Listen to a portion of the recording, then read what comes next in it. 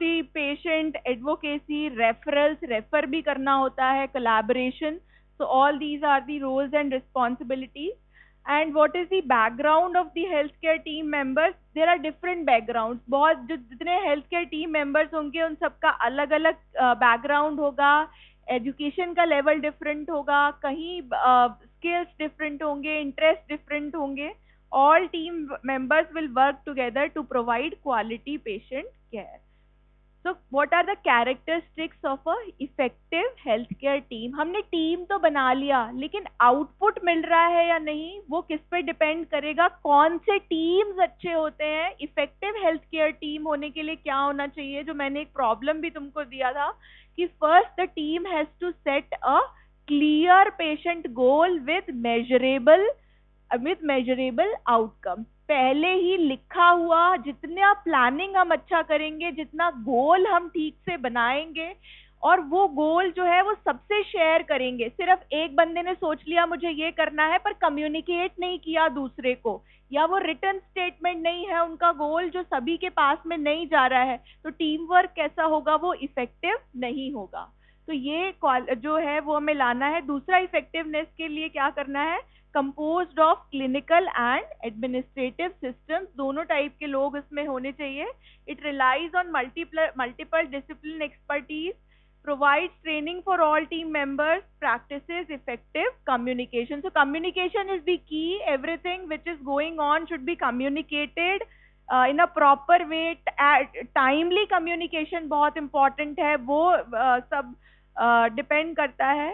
So together everyone achieves more.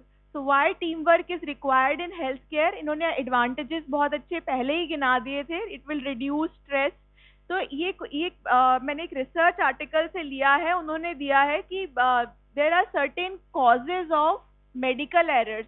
बाहर के किसी कंट्री का रिसर्च पेपर था. उन्होंने क्या करा कि मेडिकल एरर्स जो हो रहे हैं उनके कॉजेज आइडेंटिफाई किए, क्यों रिपीटेबल एरर्स हो रहे हैं.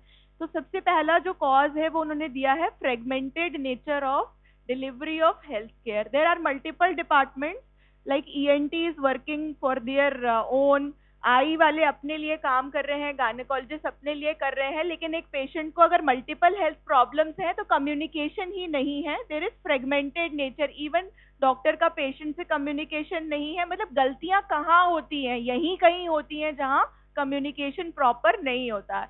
Then the next is communication failure, specially during the transition, shift change और inter departmental communication. Then poor communication of medication, name, dose, route of delivery ठीक से लिखा हुआ नहीं है या कम्युनिकेट ठीक से नहीं हुआ है. वहां पे जो जितने भी एरर्स हुए थे उन्होंने जॉट डाउन करा ओवर द टाइम बीइंग और उनका कॉज निकालने की कोशिश करी. तो ये सारे फैक्टर्स सामने आए.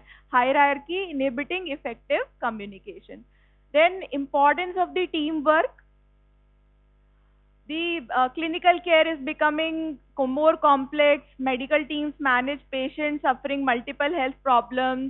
Health teams are trained to intimately understand the needs of the patient. Both patients and healthcare workers are satisfied with the teamwork. So satisfaction तुम लोगों ने पहले ही बता दिया था. Stress reduce करता है, टीम में काम करना ये भी बता दिया था. तो teamwork reduces stress in healthcare workers and a concept of safe working hours. ठीक है, हमारा काम ऐसा है कि हमें इमरजेंसी में भी काम करना पड़ सकता है, लेकिन इफेक्टिव हम भी कब होंगे? There should be safe working hours. कम से कम वो जो 8 घंटे की नींद है या एटलीस्ट 6 आवर्स जो स्लीप है उतनी तो पूरी होनी चाहिए, क्योंकि उसके बाद अगर कोई काम करेगा तो वो उतना इफेक्टिव नहीं होगा. So this can be achieved with the teamwork. Then effective teamwork in healthcare delivery can have an immediate and positive impact on the patient safety. अब ठीक है, टीम वर्क में काम करना है, फिर भी टीम्स जो है वो इफेक्टिव नहीं हो रही. Do we have a problem in that? So in health care the team क्या क्या होना चाहिए अब एक इफेक्टिव टीम में? The team members must possess specific knowledge, skills and attitude. ये मैं पहले दिन से ही अपने हर स्टूडेंट से एक्सपेक्ट करती हूँ कि ये 3 चीजें ना तुम्हें इन 4.5 years में डेवलप करनी है. नॉलेज डेवलप करना है, स्किल्स डेवलप करनी है और एटीट्यूड डेवलप करना है. कितना जितना कि तुम सोसाइटी में जाके काम कर सको। अभी वो एटीट्यूड नहीं आया होगा, और या होगा तो वो कम हो सकता है। यहाँ आके तुम दूसरी चीजों में फंस जाते हो, क्योंकि सबसे पहले इस उसमें आते हैं कि अब स्कूल्स खत्म हुए हैं, अब हम कहाँ आ गए हैं, कॉलेज में आ गए हैं।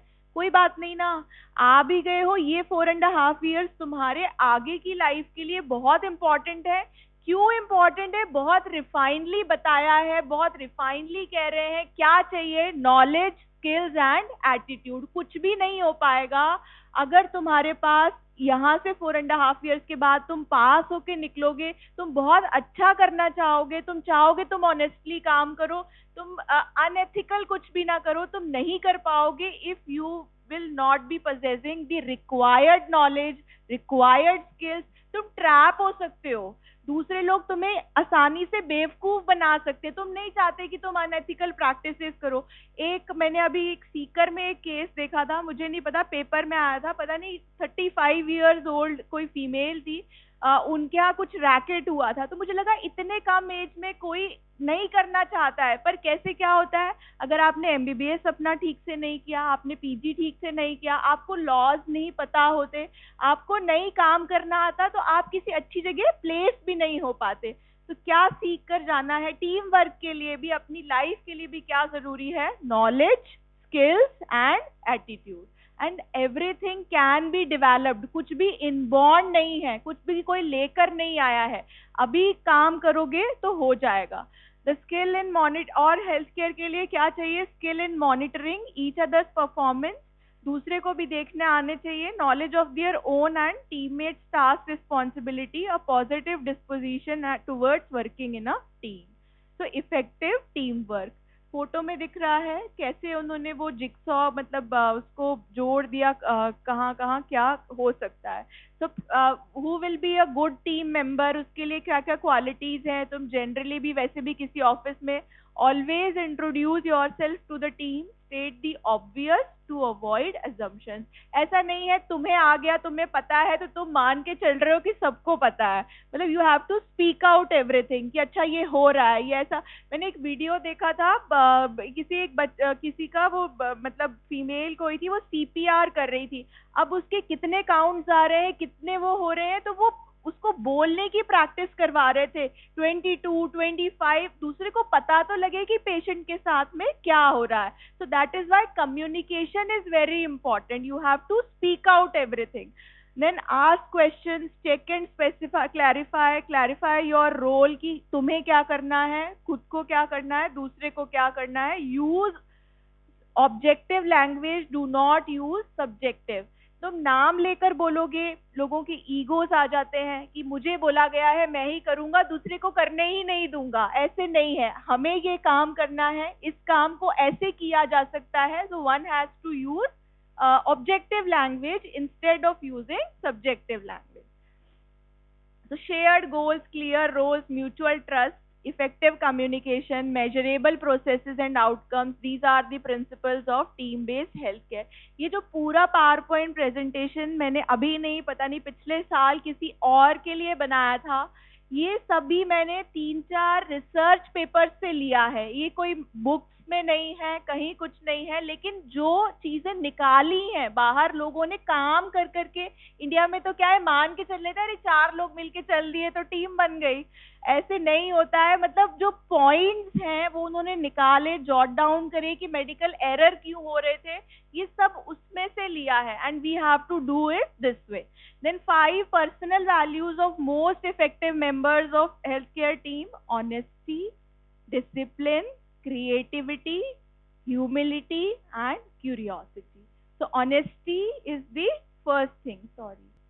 So और why honesty is required? Honesty is the first thing. पूरा क्रेडिट मुझे मिल जाए, टीम में और किसी का नाम नहीं हो, ऐसा कुछ पहले ही सोच के चल दोगे तो वैसे ही कुछ नहीं होना है। फिर तो मतलब वहां से तो ऑनेस्टी से सारी चीजें, honesty is the first thing. Second thing is discipline. कुछ भी जो तुम्हें कहा गया है उतना ही काम करना है, उसके आगे तुम्हें आता है तो भी नहीं करना है। जो कॉमन इस टेबल पे डिसाइड हुआ है कि किस टीम वर्कर को क्या करना है, वो discipline one has to follow. Me the great नहीं समझना है कि बस मुझे सब आता है मैं सब कर लूंगा, ये नहीं चलना है। We have to work according to the discipline. Then creativity, so creativity, किसी के पास अच्छा आइडिया है तो वो आप ले सकते हो। ह्यूमिलिटी, इससे ये मैंने कहीं से कोट लिया है कि no matter who you are, how experienced और स्मार्ट, यू विल फेल। अपने आप को नहीं समझना, मतलब team has the strength, not the individual person. Then curiosity for continuous improvement of their own work. Leadership traits, क्या क्या क्वालिटीज होनी चाहिए, कुछ तुम लोगों ने बता दी। Adaptable to the situation, alert to social environment, achievement oriented, assertive, cooperative, decisive, dependable, dominant, energetic, persistent, self confident. क्या तुम्हें अभी पढ़ाई करते समय ये सब क्वालिटीज नहीं डेवलप करनी चाहिए? करनी चाहिए। मतलब हेल्पफुल रहो, किसी को जब अपना काम कंप्लीट करके रखोगे तब दूसरे को हेल्प कर पाओगे। तो पहले खुद discipline, self discipline is the key. पहले खुद जो सोचा है वो करना है, तो पहले सेल्फ डिसिप्लिन लाना है, उसके बाद ये क्वालिटीज एक अगर एक डेवलप होगी तो उसके साथ में दो अपने आप ही आ जाएंगी। Then tolerance of stress, willing to assume responsibility, conceptually skilled, creative, knowledgeable, organized, persuasive, socially skilled. These all are leadership traits. Then thank you.